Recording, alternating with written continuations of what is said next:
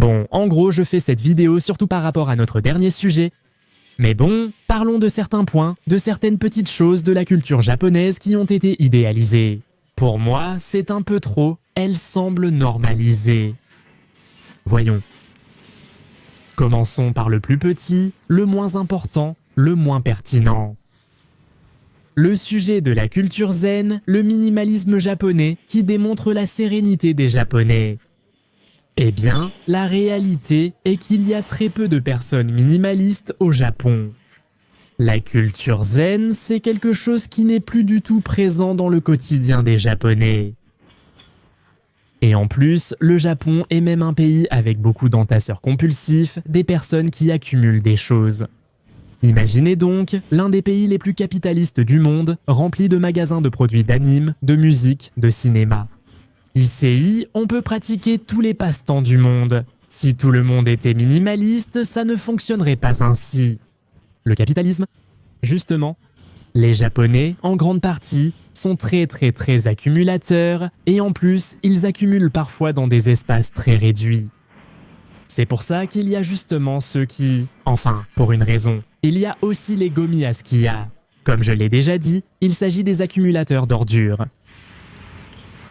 Il y a les collectionneurs ordinaires. Et il y a les autres collectionneurs ordinaires. Des accumulateurs de pacotille, de passe-temps. C'est que les Japonais ont tendance à accumuler.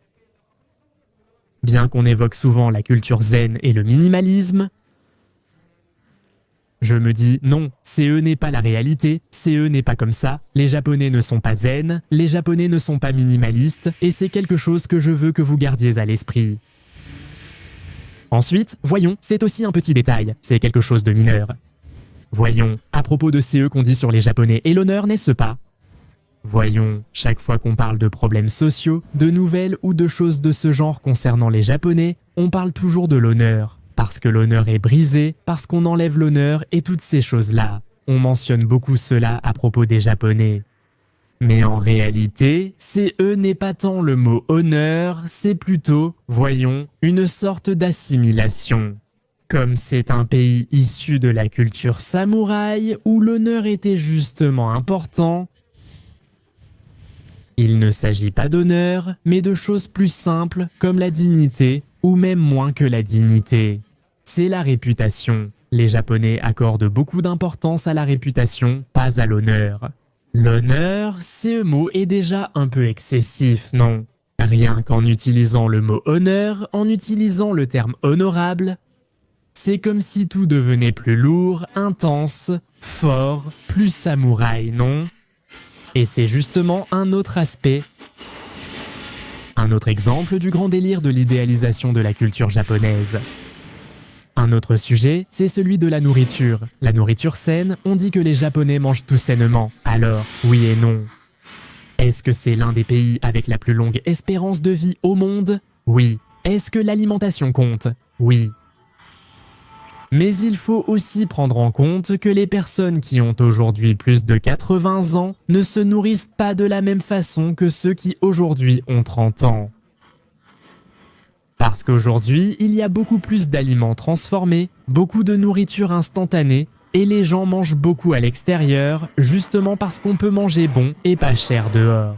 Par exemple, parmi les choses que tu peux trouver à manger dehors, tu trouves des plats comme le curry, du riz au curry avec une escalope dessus. Évidemment, tout ça est délicieux. Est-ce que c'est quelque chose qu'on peut envisager de manger quand on est au régime? Évidemment non. Par conséquent, le Japon est un pays qui a une très bonne alimentation. Oui, mais par exemple, pour les menus scolaires. Là, on mange équilibré et sain, les personnes âgées aussi cuisinent sainement. Il faut aussi considérer que manger chez soi et à l'extérieur, CE n'est pas pareil. Mais vous voyez, les gens disent que tous les Japonais sont minces. Eh bien oui, parce qu'ils évitent les excès. Ils ne font pas trop d'excès avec la nourriture, mais dire que tout le monde mange sainement, non. Certaines personnes minces ne mangent pas sainement. Bien sûr, les portions ne sont pas énormes comme au Japon, mais il y a aussi beaucoup d'endroits avec de grosses portions. Mais il faut prendre en compte la base de l'alimentation pendant la période de développement des enfants. C'est à ces moments-là que le corps se développe bien parce qu'il est nourri de façon équilibrée pendant le développement infantile. Une fois adulte, peut-être s'il ne mange pas assez, s'il ne se nourrit pas aussi bien, un peu comme un Américain, il mange peut-être la même chose, mais les corps réagissent différemment parce que le japonais a peut-être, je ne sais pas, des organes un peu meilleurs. Je ne peux pas l'expliquer, demandez à un médecin. Mais en gros, les Japonais grandissent, ils ont une bonne alimentation, mais après, ce qu'ils mangent peut être que des cochonneries. Beaucoup de nourriture instantanée. Surtout les personnes célibataires, ceux qui vivent seuls mangent n'importe quoi, pas forcément sainement. En général, ceux qui ont le plus de chances de bien manger sont ceux qui ont une femme au foyer. À la maison, quelqu'un qui prépare à manger et qui réfléchit un peu plus à la composition, pour faire quelque chose d'équilibré et adapté au budget de la maison, etc. Mais c'est quelque chose dont je parle avec beaucoup de gens. D'ici 50 ans, l'espérance de vie ne sera pas aussi élevée, car aujourd'hui les gens mangent beaucoup de cochonneries. Maintenant, on a parlé des premiers aspects, et c'était des broutilles. Maintenant, il reste 2 sujets plus importants que je voudrais expliquer un peu plus. L'un d'eux, c'est le thème de l'ikigai, qui est très idéalisé dans la culture japonaise. Le sujet du sens du mot ikigai.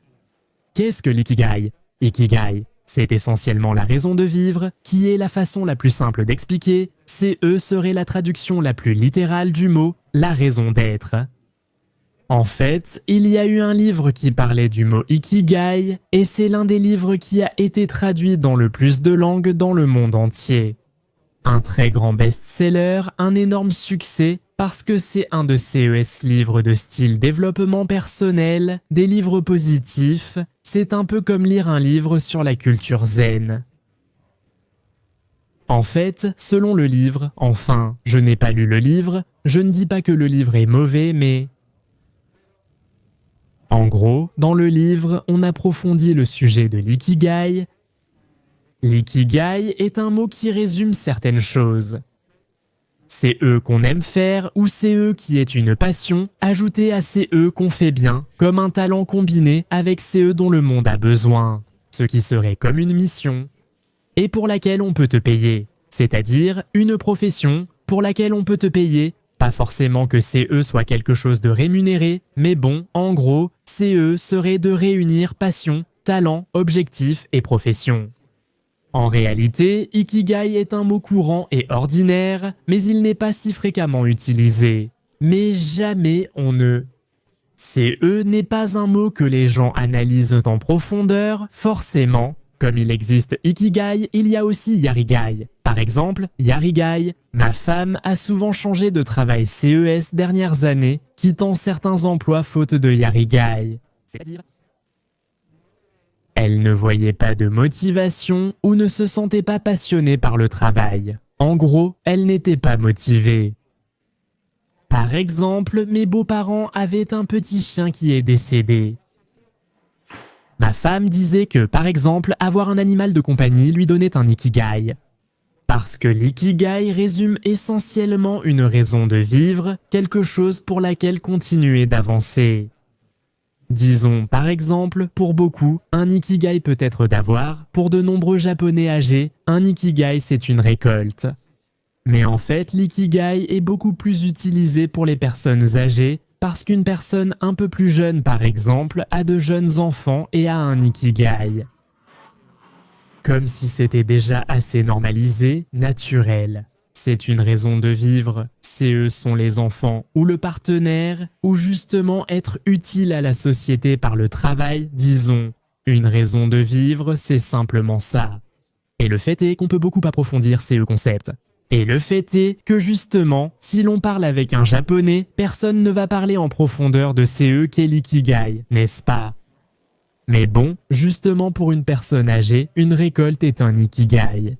Parce qu'en fait, il n'en a pas forcément besoin, mais justement, CE n'est pas qu'il faille absolument associer le talent à ceci, à cela, à autre chose, mais plutôt que c'est un ikigai, parce qu'il a simplement une raison de se lever tous les jours. C'est comme un travail, que l'on gagne beaucoup ou peu, CE n'est pas ça l'important, mais il le fait parce que ça le maintient occupé, non? Justement, un animal de compagnie, c'est aussi un ikigai parce que ça te donne un peu de responsabilité de devoir t'occuper de l'animal de compagnie, qu'il faut le nourrir, qu'il faut s'occuper de ses besoins et tout ce genre de choses. Par conséquent, l'ikigai est un mot qui concerne le quotidien. Ce n'est pas quelque chose qu'il faut trop approfondir. Voyons, comme je le dis, je n'ai pas lu le livre, je ne dis pas que le livre est mauvais, mais le livre a eu beaucoup de succès. Et il y a beaucoup de gens qui pensent au mot ikigai comme quelque chose. Oh non, parce que l'ikigai des japonais. Et non, non, non, non. C'est comme, je ne sais pas, pensez au bushido des samouraïs, non? Des samouraïs, qui sont les règles des samouraïs, les principes moraux des samouraïs. Ils ne respectaient pas tous strictement le code d'honneur des samouraïs, vous voyez? Et ça, c'est beaucoup plus traditionnaliste, mais bon, surtout. Mais bon, CE n'est pas non plus si extrême. Maintenant, la dernière chose que j'ai pour cette vidéo, qui a été en fait la raison pour laquelle j'ai fait la vidéo, et le reste n'était qu'une excuse. L'utilisation du mot umami, oui monsieur, le mot umami, l'un des mots les plus mal utilisés. À mon avis personnel, c'est l'un des mots les plus mal utilisés de la langue japonaise, à qui on accorde plus d'importance qu'il ne le mérite, ou qu'on ne devrait lui en accorder. Pour ceux qui ignorent CE qu'est l'umami, on dit que c'est l'une des 5 saveurs. Non, il y a le sucré, le salé, l'acide, l'amer et l'umami, quelque chose comme ça. Et parfois, on trouve des graphiques qui montrent que la langue perçoit le sucré à cet endroit, le salé ici et l'umami là-bas. Impossible à vérifier pour une personne normale. Maintenant, pourquoi ce mot a-t-il commencé à m'énerver? Parce que beaucoup parlaient de la saveur umami. La dernière fois que je suis allé en Argentine, j'ai dîné dans un restaurant très chic et huppé. C'est-à-dire de haut niveau, disons. Tout était très bon, très bien, jusqu'au moment où le chef me dit « Peux-tu sentir l'umami ?» Et là, je suis resté sans voix. Il m'a gâché le repas et tout ruiné alors que tout allait bien. Jusqu'à CE qu'il utilise CE putain de mot où il doit tout exagérer. Vous savez quel est le problème avec le mot umami? Premièrement, c'est que ça donne un certain niveau à une conversation gastronomique.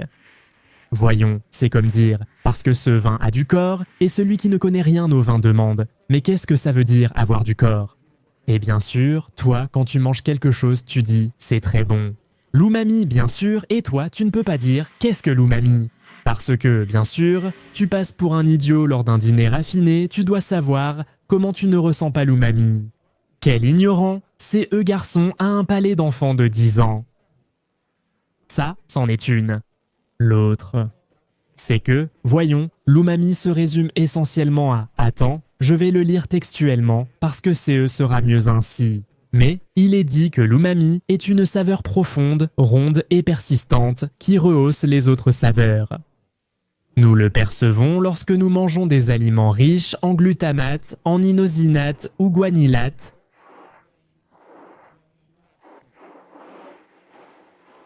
composés naturels présents dans de nombreux aliments.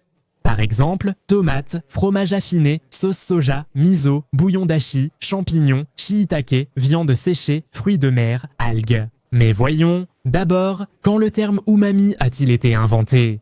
Et c'était, disons, mettons, 1901, non? D'accord? Et quand est né Ajinomoto? 1902, un an plus tard. C'est-à-dire, qu'est-ce que le Ajinomoto?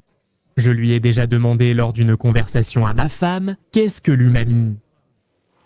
Elle m'a dit, l'umami, c'est l'Ajinomoto. Non, non, ça c'est un produit qui contient de l'umami, qui est censé être de l'umami. Quelque chose avec beaucoup de goût. D'accord, j'ai dit, d'accord, on est d'accord. Maintenant, l'Ajinomoto est un produit qu'ils ont découvert qui semble, je crois que c'est, si je ne me trompe pas, un dérivé du glutamate. Vous l'avez à l'écran. C'est bien. Un scientifique gastronomique a découvert que l'algue kombu pouvait apporter quelque chose qui rehausse la saveur des autres aliments. C'est censé être un composé chimique qui rehausse les saveurs des aliments. Et c'est là que le mot umami est né. L'année suivante, il lance la marque Ajinomoto, un produit ressemblant à du sel ou du sucre, mais qui n'en est pas. Et c'est un produit que tu ajoutes à la nourriture, et c'est eux que fait CE Produits, c'est rehausser la saveur de la nourriture. Mais si tu goûtes le produit, tu le mets sur ta langue, tu ne sens rien. C'est un goût étrange, d'accord? CE n'est pas comme le sel ou le sucre, ni comme un goût acide que tu ressens. Pourtant, ça te donne une sensation d'acidité. Mais l'umami, tu ne le ressens pas. Quel umami? En gros, c'est quoi l'umami? Et ça, c'est quelque chose que j'ai fini par comprendre. Ma conclusion, c'est que l'umami, c'est essentiellement l'identité de la saveur de la nourriture. C'est l'identité. Alors, j'ai demandé à ChatGPT quels produits contiennent beaucoup d'umami et lesquels en manquent. Il disait que le riz blanc manque d'umami, le pain sans sel, les nouilles servies nature. Et bien sûr, justement ces trois choses, le pain, le riz, les nouilles, sont toujours accompagnés d'un autre produit. Les nouilles ont besoin de sauce, sinon elles manquent de goût. Le pain, s'il n'a pas de sel et qu'on ne le garnit pas avec quelque chose, manque de saveur. Et c'est pareil pour le riz, il n'a pas beaucoup de goût. C'est pourquoi il faut savoir apprécier un bon riz. Les bonnes pâtes, le bon pain, non? Parce que CE ne sont pas des choses qui ont beaucoup de goût, justement elles servent à accompagner quelque chose. A l'inverse, les produits riches en umami incluent le dashi de poisson, car le poisson a une saveur prononcée.